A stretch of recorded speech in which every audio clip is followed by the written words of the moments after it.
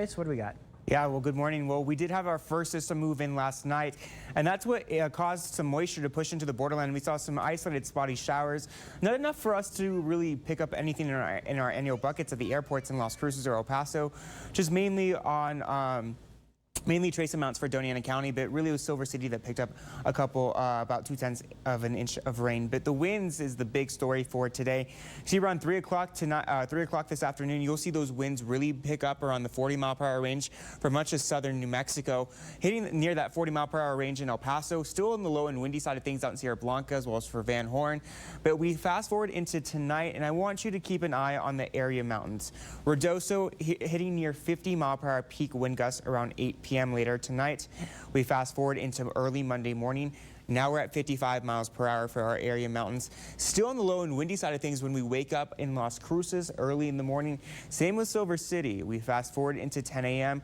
Still on the windy category. Now for today, with these wind gusts being as strong as they're going to be and those wind advisories in place for much of southwestern New Mexico, make sure any outdoor furniture is tied down. With gusts this strong, it could definitely lift up any outdoor objects that aren't secured and cause any property damage and break some windows, and even blowing dust is possible as well. But of course, that first system brought us some cooler air.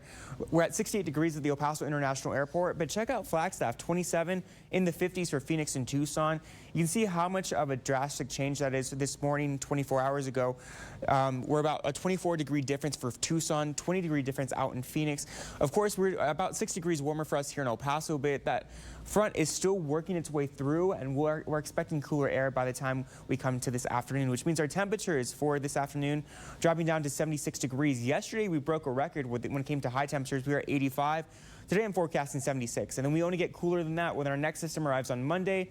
Our high is expected at 67. We drop down to the 60s for your Tuesday, I should say. I should change that graphic. My apologies on that. And then for Las Cruces, our expected high is 70 degrees. We drop down to the 60s on Monday, and then 57 degrees for your Tuesday. Check out the overnight lows. It'd be chilly mornings and chilly overnight lows, so bring out those extra blankets. So for the rest of the next several days, will be windy, 60 degrees for your Tuesday, and then we begin to warm things up as a warming trend arrives for Thursday, Friday, and into Saturday. We'll be in the lower 70s, upper 60s with plenty of sunshine.